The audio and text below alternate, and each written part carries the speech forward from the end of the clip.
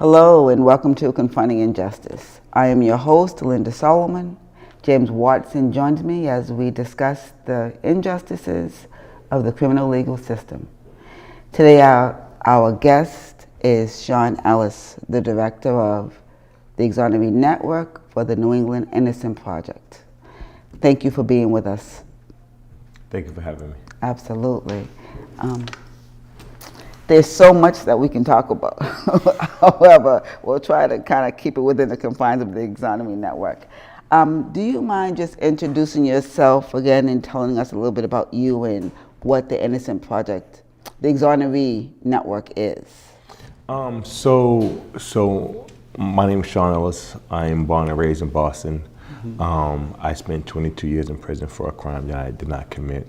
22 years? 22 years in prison. To be exact, it was 21 years, 7 months, and 29 days. Okay. I tend to round it out to 22 years. Yes. I was released in 2015. I just had my freedom anniversary, January 3rd. I've been home for 8 years doing this work. Wow, that's incredible.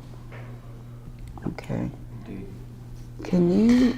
And so you asked about the Exonoree Network. Yeah, what is the Exonoree?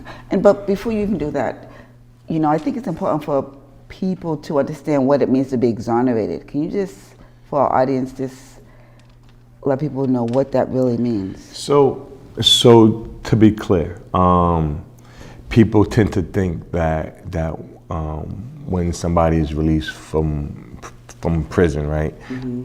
That they're automatically exonerated, right? When oftentimes they're within a space that we refer to as free but fighting, okay. Right? Mm-hmm. Meaning they've had their case overturned, but they're still fighting for their exoneration, okay? And exoneration doesn't come until either the Commonwealth decides that there isn't enough evidence to pursue the case forward, or the person is able to go to a trial, a jury trial, and have a jury find them not guilty for the crime that they were accused of. But in my situation, I was released in 2015. I wasn't exonerated until 2021. Wow. And so being exonerated means then that the Commonwealth recognizes that they made a mistake. So that's the tricky part. And from, depending on who you ask, it requires the Commonwealth to acknowledge a mistake. It requires the Commonwealth to require that there was some sort of harm done by the Commonwealth. But oftentimes that acknowledgement and those apologies don't come, right? So it rarely comes, exoneration rarely comes through the decision of the court. Depending on who you ask. Some says it comes through the Commonwealth, others say that it comes through the court. But ultimately, at the end of the day, the person who stands exonerated was once accused of a crime for which they did not commit. And once that's proven, once that's shown, the exoneration tag attaches, or the freed person tag attaches. Because there's different pathways to freedom once you've encountered the criminal legal system. Interesting. Well, then I guess James should consider himself fortunate that Rachel Rawlins apologized to him and acknowledged the wrongfulness of what conviction. And he is definitely among the fortunate ones in this community that was able to obtain an apology from the then sitting district attorney, no matter if it was the one that prosecuted the case or not. That really has little bearing on an apology coming from that office. However, right, when we understand that office sometimes harms people, right? Then we also understand that sometimes apologies aren't forthcoming. Right. which is truly unfortunate, but the Exonoree network, how did that come about? So, as I shared, I was released from prison in 2015. Mm-hmm. Prior to my release, there was a gentleman named Victor Rosario, who was also in Exonoree.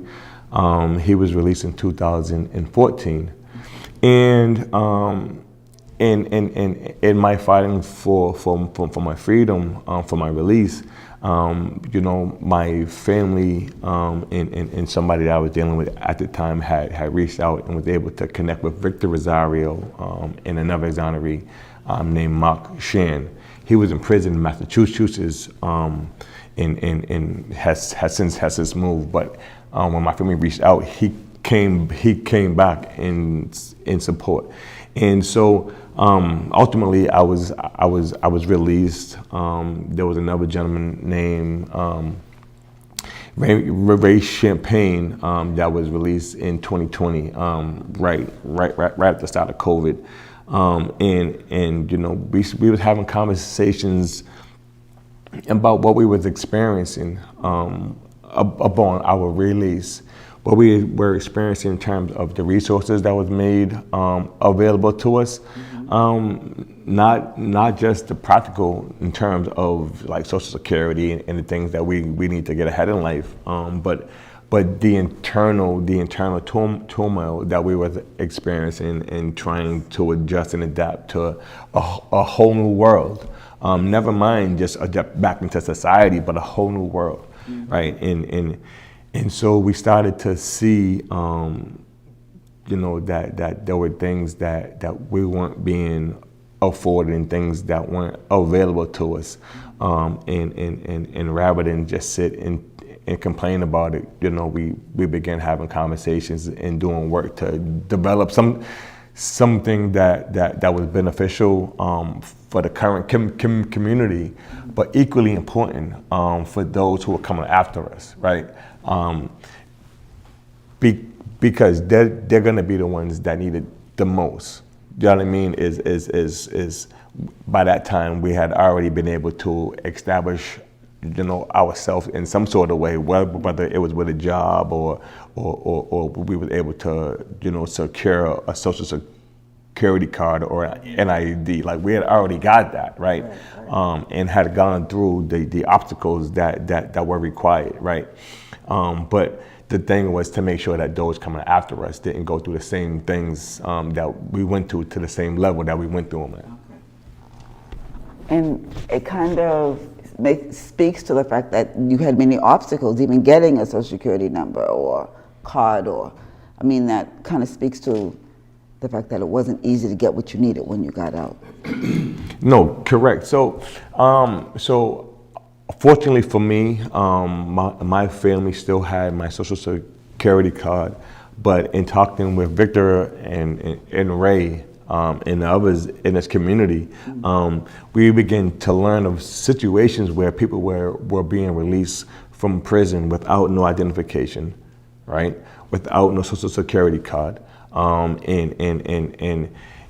because they were released from prison in the way that we were released from prison, which is different. It isn't often that people are released from prison in the way that we was released. So now the doors open and we're out here with no form of identification. It's an affront to public safety, right? And I would say even more importantly, it holds the person back, right? Even if it's for 1 second, it holds the person back from getting ahead and reclaiming their life back. Absolutely. Right? And we would think, want, and hope that at the point of release, right, from a wrongful conviction, that people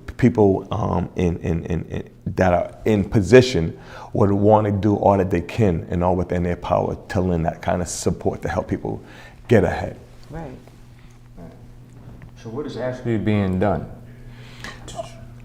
to address that issue? So something that's being done. We have organizations like Confronting Injustice that's being supported.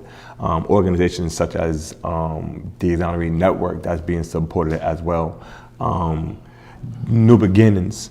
Like these are organizations that have now stepped forward and taken on the responsibility to fill in the voids that were, present, and are addressing the inadequacies or like I said, the voids that were existing in the reentry space, and also just dealing with the harm that's being done by the criminal legal system. Okay. I think before we go on, I have to make this statement. If you've been incarcerated for any period of time, especially years, the system knows exactly who you are. So to be released without an identification is inhumane. It just doesn't make sense. It really, I can't even come up with the words for something like that. There are no shades of gray about who you are. Right. And so we have to be careful because time is limited, right? Mm-hmm. But it would beg the question of, one, is the system operating as intended, mm-hmm. right? Because for two, like you just said, oftentimes people have been incarcerated for 5, 10, 15, 20 years, right? In the custody of a government agency, right? Who has their social security number, who is in partnership, if you will, who has connections with other agencies that has your fingerprints, the agency that took you to trial and handed you over in custody, and so you have these agencies that know who you are, exactly. Right? And then and while you're in their custody, they provide you with an identification card that identifies you, right? You have a W number, right? W59259, and for others it's James might be a 4 number or a 3 number, right? Brother exonerated from off of death row, right? But it's the point is they're able to identify you while you're in their custody, right? And it's a government agency, and then to release you back into society, right? With no form of identification, and then for you to have to jump through hoops to get identification is truly appalling. And so I guess that speaks to the value of the Exonoree Network, right? What you do, and I'm sorry, just to be clear, so the three of you got together, recognized that there was a need, and developed this Exonoree Network. Correct. Yeah, and so we got together, and we engaged Lisa Kavanaugh in conversation along with Radha Natarajan, and kind of wanted their input, wanted their guidance, wanted to make sure that there was alignment with the work that was being done and how the work was being done. And so once those conversations happened and developed, we continued to do the work, and as people ended up being released from wrongful convictions and long-term confinement, we started to slowly be able to provide support. And the Exonoree Network is fairly a young program, right? But really having true impact, just like our sibling organization Confronting Injustice. And if I can, I want to acknowledge and lift up the work that you two are doing, which is a truly compelling work as we continue to shine light on what's going on with our criminal legal system. Well, we appreciate that very much. The need is great. The needs are great. Okay, since it's been established, how many, or not how many, because the numbers can vary, that have been successful in coming back into community? Fortunately, as far as the people that we've been able to work with, the Exonoree network, no one has returned to prison, with the exception of our brother Pedro Valentin, who hopefully will be paroled soon. But his return to prison was through no fault of his own. It was through the perpetuation of harm that was being done by our criminal legal system. But in terms of the help that we've been able to provide, it's truly been effective and impactful.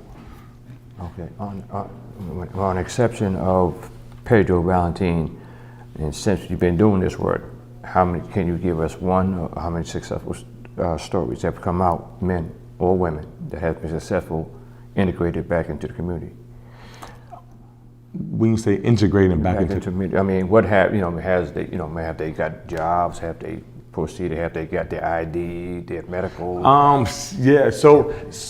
So everyone that has come to us, whether it's been directly through the help and support of the Exonoree network, or through working with other agencies, to my knowledge, everyone has either been able to obtain identification, or is still in the process of striving to obtain identification.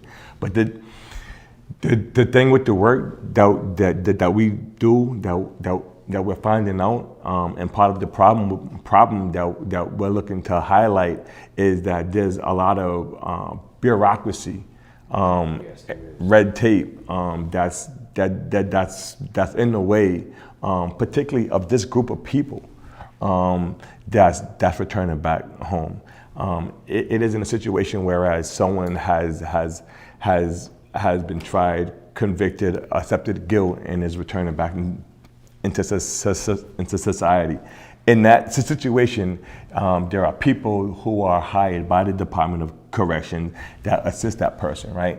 But in a situation such as yours and mine, right, where the doors just open, those agencies, that type of support wasn't present when I came home, and it wasn't present when Exonoree Dennis Mayers came home, and that's what really called for and compelled the creation of the Exonoree network. You know what I mean? And it's still an organization that's as I mentioned, that's just fairly young and developing. But we're seeing some of the systemic problems and breakdowns that's creating the obstacles for predominantly black and brown people, but all that's coming home from wrongful convictions and kind of keeping them back. So what is the most obstacle, that you can put out now that a man or woman is going to face when they do come out? The most difficult. The biggest, yes, I would say, is housing. Housing. The biggest obstacle that not just an Exonoree is going to face. Okay, not just a free and fighting person is going to face.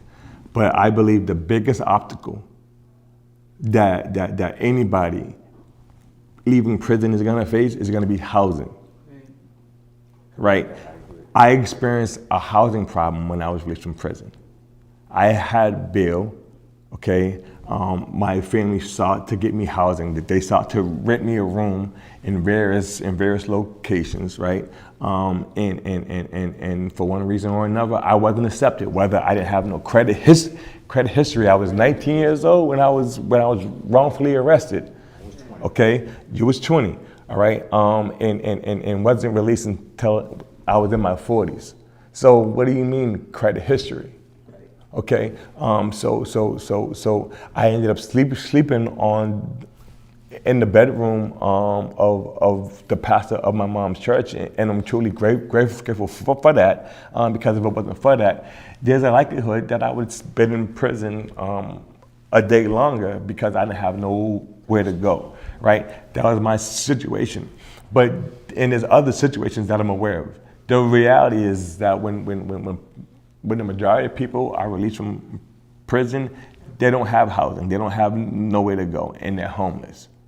And so it just bleeds into the reality of mass incarceration. Yes. And this just goes for not just the exoneree, but somebody who's done their time and has made and wants to make an effort to change, you know what I mean, and to develop their life back into this community and with their families. They face the same obstacles as an exoneree. So let's not to forget them, you know, if you did your time, you know, you come out, you know what I mean, you can be a productive citizen. Absolutely. You know what I mean? And they face the same challenges as an exoneree. Absolutely. Absolutely. They on the surface, I would totally agree that we all face similar challenges. But I think psychologically, I think to the degree in which trauma exists, there are some things that I think are a little bit different. Well, it's interesting that Jabir Pope, I heard him say once, and he was just recently exonerated, men who are innocent do time differently than men who are guilty of what they were put in prison for. And that's what I hear you saying.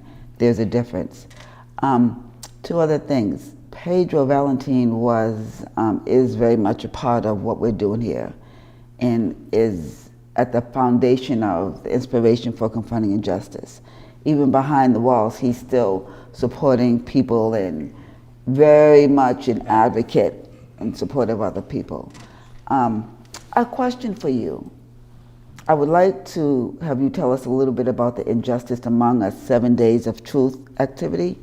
Yeah. And then maybe speak about how it is possible that you, James, people who were wrongfully convicted were treated in such inhumane ways for over a consistent period of time can come out and be passionate about helping other people.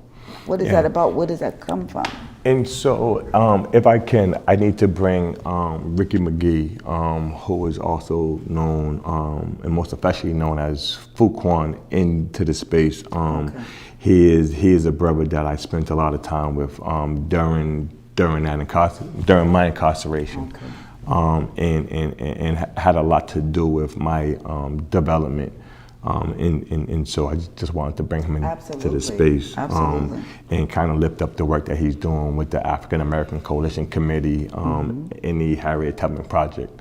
But the 7 days of Truth with Proof, which is going on in New Haven, Connecticut, is starting on June 12th through June 18th, and what our brothers and sisters in Connecticut are striving to do, and Connecticut is one of the regions within New England, okay. Right? And so they're related to us, yes. Right? And so part of what they're trying to do is highlight the corruption and misconduct that's taking place over there in Connecticut. As I understand it, much like we have some rogue police officers here in Massachusetts, and particularly Suffolk County, they're experiencing the same thing in New Haven, Connecticut. And again, it isn't to say that all police are bad. It isn't to brush that broad brush, right? But I think that we all can agree that to the extent that one is engaging in official misconduct and wrongdoing, I think that we can all agree that they erode the very fabric of the criminal legal system, and that behavior needs to be highlighted. And so these 7 days of Truth with Proof is working to do just to highlight it with proof. And we're headed to New Haven, Connecticut. To support. Join us to support our brother Gaylord Zelters, Stefan, and the other exoneree and free men and women of New Haven, Connecticut. So, definitely tap in, and we would love to make you part of the caravan that's making a trip out there. Wonderful. Now, just very quickly, we have about 3 minutes left. So anyone who's interested in getting information about the Exonoree Network or this 7 Days of Truth with Proof, who would they contact? How would they get more information? The way that I see it, they can reach out to the New England Innocent Project's website at www.newenglandinnocence.org. We also have social media, New England Innocence, Facebook and Instagram, as well as Exonoree Network on Facebook and Instagram. But also they can reach out to you, Linda, Absolutely. and you, James, as part of members and people as part of this, community. There's.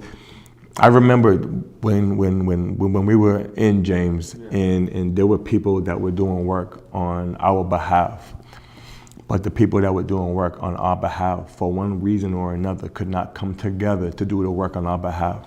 And I believe that we are the example of people that is doing similar work, that is coming together to do work on behalf of others that's being harmed by the criminal legal system. And so you can, whoever's looking to get involved with the 7 days of Truth with Proof can reach out to either one of you, or reach out to myself at newenglandinnocence.org. Great. It's a blessing for the attorneys that supported us and fought and believed in us. Yeah, attorneys and Barbara community Monroe, people. Maddie, Rosemary Scapicio, Jason McDonough, Absolutely. Radha Natarajan, And it's nice that we Lisa can call all Kavanaugh, these people. like Amy Bellinger, embraced us. yes. Well, let me just say this, like because we this. have 1 minute. And you didn't get to the question of, and it's a big question, how you can be passionate about helping others after dealing with so much inhumanity. So I guess that's a question for another time, because that's a serious question. Yeah. You have, In 1 minute, because we have to to close be up. respectful of time, right? Yes. That's something that I've definitely learned. But it's you have to have me back. Yeah, absolutely. And we'll start with that question. So thank you so much, Sean, for joining us. Thank you for having me. And we thank the audience for watching Confronting Injustice. And we look forward to seeing you next time. And we definitely will have you come back. Thank you. Thank you.